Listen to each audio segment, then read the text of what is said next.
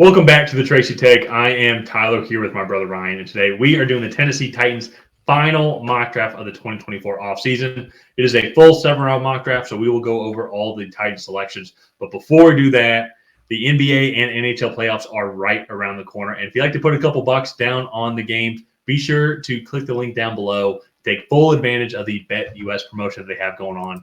For all first-time players, it is a 125% match for your first 3 deposits. And that is a phenomenal deal. And with how many games are coming up, it's going to be fun to maybe put a couple extra bucks on some games that you probably wouldn't initially do. So click that link down below. Take full advantage of that promotion. While you're at it, be sure to like this channel, like this video, and subscribe to the channel to get notified when we create new content. We're trying to get to 3,000 subscribers, and we're only about 150 away or so as of the recording of this video. So any help is greatly appreciated.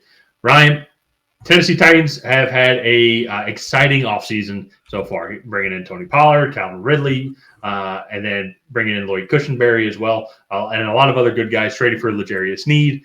Yeah. This team, all of a sudden now, this team, the AFC South is loaded. I think this was like the final team. And now with where they're sitting at as well, I think they're in a great spot right now to even add on another amazing receiver to this receiving room.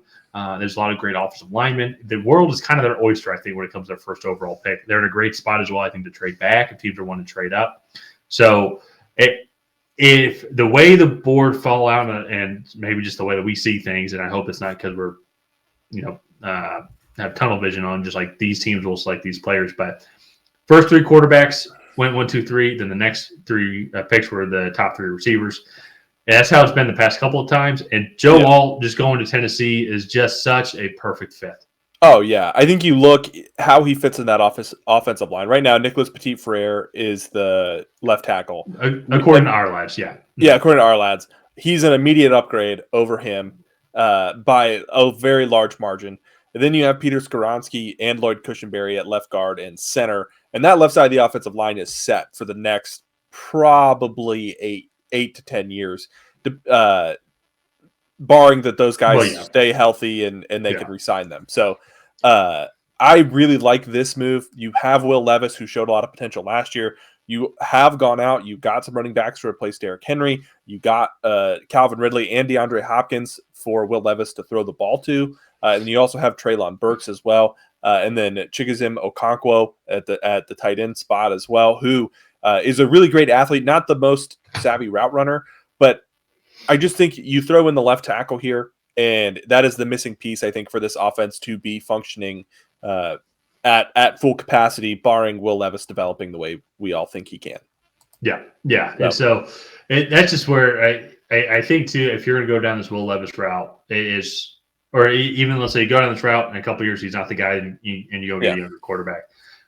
Every team that's won the Super Bowl has had a good offensive line, or at least made the Super Bowl outside of maybe the Cincinnati Bengals a couple years ago. You need to have a solid offensive line, and a guy like Joe Alt doesn't come around that often. And so you can go put him at left tackle. Don't even have to think about that position, to your point, for the next 10 years. Would just be phenomenal for an organization. And so moving on now to their second-round pick, this is where it's going to be very interesting just because they've made a lot of moves in the offseason, bringing on receivers, running backs, cornerbacks, offensive linemen as well. They've already addressed offensive line. I think one area probably they could address would be that front 7. They did lose Azeez Al-Shaair. They also lost Danico Autry as well, the edge rusher. We ended up going with a linebacker spot. Peyton Wilson, in our eyes, is probably the top linebacker. Just have some injury history, but I think with how quick he is and how he can range the field, especially then too in this division, I think they're going to want to go and have a guy like that replace Azeez Al-Shaair. Because still that defensive front is still very dominant, and the secondary has gotten a lot better through free agency already. So I think you address the linebacker position here, and then you can go and address the defensive line later on in the draft. Yeah, and they did bring in Kenneth Murray from the Los Angeles Chargers. I think you get a guy like Peyton Wilson that can play alongside him. That's a little bit more athletic to Kenneth Murray kind of being the thumper of a linebacker, like a more traditional one that we would have seen 15, 20 years ago. Like Peyton Wilson is the athlete in that tandem, and he can go play in coverage. He can not line up on tight ends a lot, but can have coverage assignments. But he still is not shy to coming downhill at all. And being at the point of attack when it comes to playing in the run game. So I really like him. He's my top linebacker on the board. I will say there are 3 guys at the top. You have Peyton Wilson, Edgerrin Cooper, and Jeremiah Trotter. All have very similar skill sets, all about the same size and weight.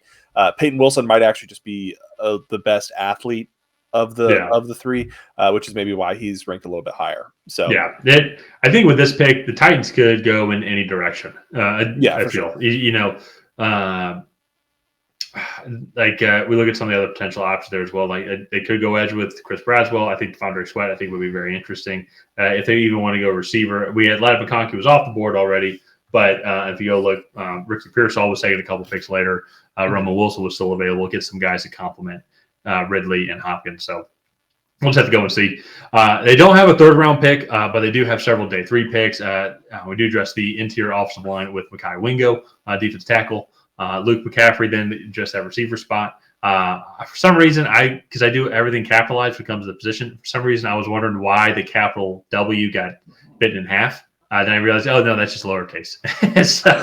so sorry about that. But they address that defensive interior, and then also then too as well address that receiver spot. And so it's kind of like just spreading it out a little bit as well. Then Katan Oladapo, safety, and then Matt Lee, interior offensive lineman, are their next couple of picks. Yeah, and then Dyjon Edwards, the running back, there, just to kind of round out that room. Just want to keep bodies fresh in there. At most or at worst, I think he's just another camp body, and that we'll see. Maybe he'll make the practice squad.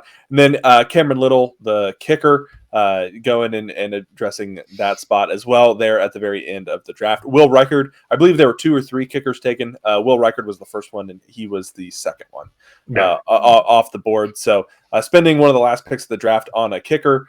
And so all in all, I think looking at this draft, the Titans, they did a really good job, I think, in free agency of filling a lot of their holes and setting themselves up to do well in the draft. So Joe Alt there at number 1. You have Peyton Wilson there at 39 or 40. I forget the 38 or 38.